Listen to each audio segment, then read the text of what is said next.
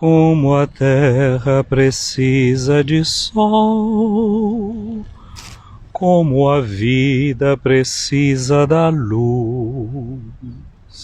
Eu preciso de Deus, eu preciso, tanto quanto eu preciso viver satisfeito.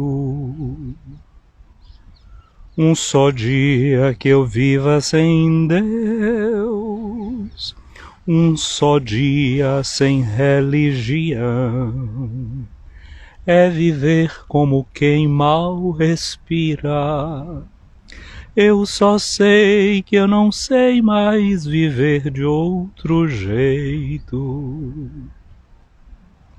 É de Deus que eu preciso, cada dia e cada vez mais. É de Deus que eu preciso, tanto quanto eu preciso de paz.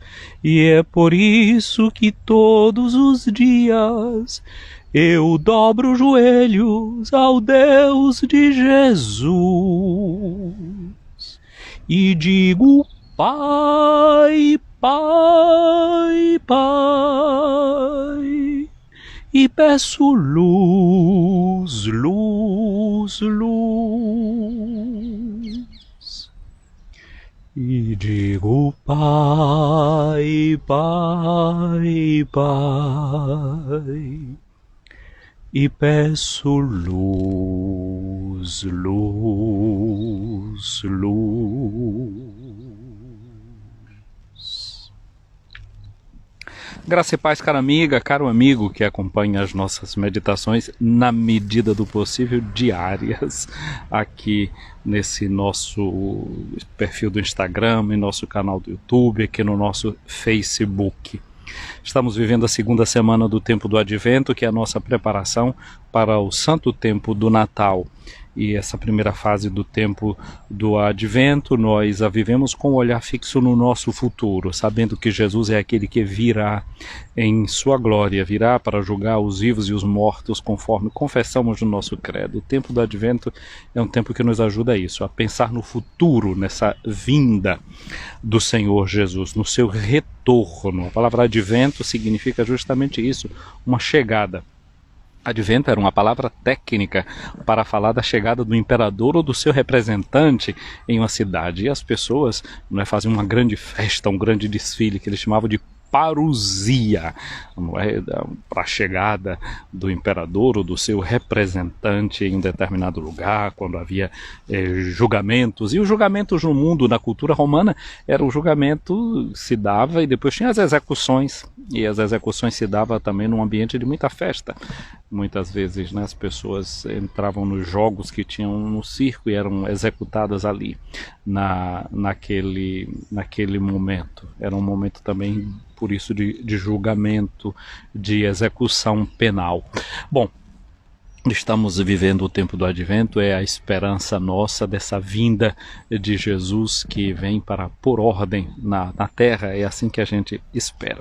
E esta segunda semana do tempo do Advento, nós começamos a vivê-la em companhia de uma figura que ajudou a preparar a vinda de Jesus, que foi o profeta João Batista. Mas nós sabemos que João Batista, de origem, a origem dele é uma origem sacerdotal, ele é filho do sacerdote Zacarias, e que, portanto, ele deveria estar no templo, como os demais sacerdotes, oferecendo os cultos, os sacrifícios, mas ele renuncia a sua vida como um sacerdote para viver como um profeta. Em vez de viver no templo, ele vai viver no deserto. O deserto vai ser o lugar onde ele escolhe para viver. E a palavra de Deus, o Evangelho, diz que justamente quando ele estava no deserto, a palavra de Deus foi dirigida a ele. ao seu pai Zacarias, a palavra de Deus foi dirigida através do arcanjo Gabriel quando ele estava no templo oferecendo os sacrifícios. Nós conhecemos essa história. A João Batista, o filho de Zacarias, a palavra é dirigida quando ele se encontra no deserto. O deserto, portanto, sabemos, é um lugar de solidão, é um lugar de silêncio. E aí, nesse lugar de silêncio, nesse espaço de silêncio, Deus dirige a sua palavra.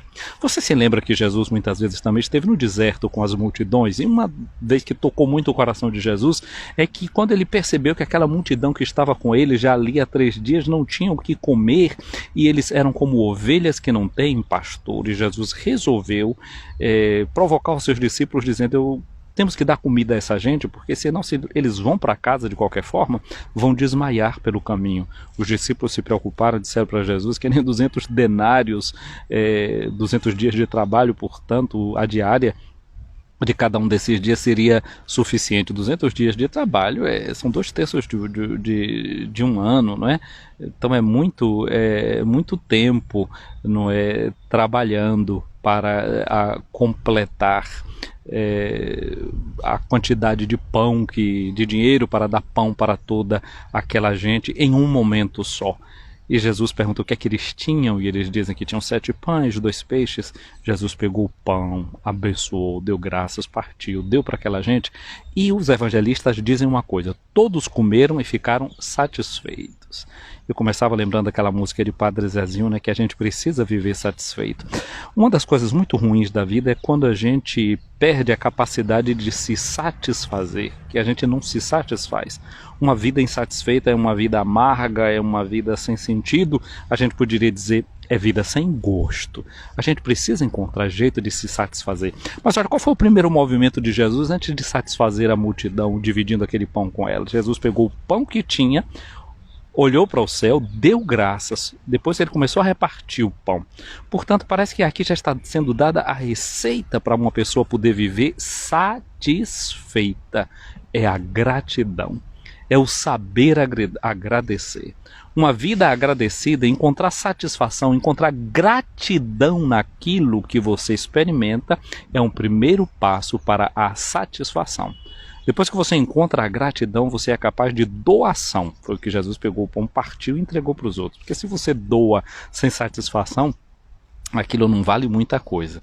Há mais alegria em dar do que em receber, diz o apóstolo Paulo, não é, recordando-nos uma palavra de Jesus. Há mais alegria em dar do que em receber. Já estamos nos encaminhando para o próximo domingo, que já chama Domingo da Alegria.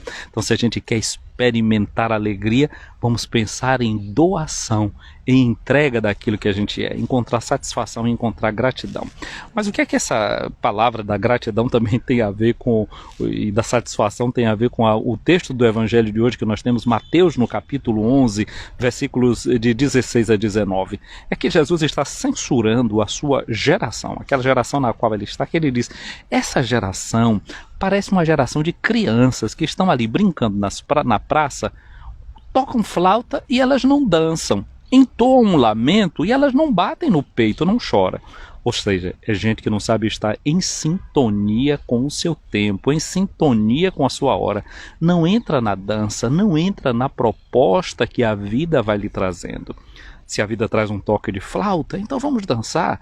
Se entoa-se um canto de lamento, então o que nós devemos fazer é chorar e bater no peito, encontrar a via do arrependimento e da mudança.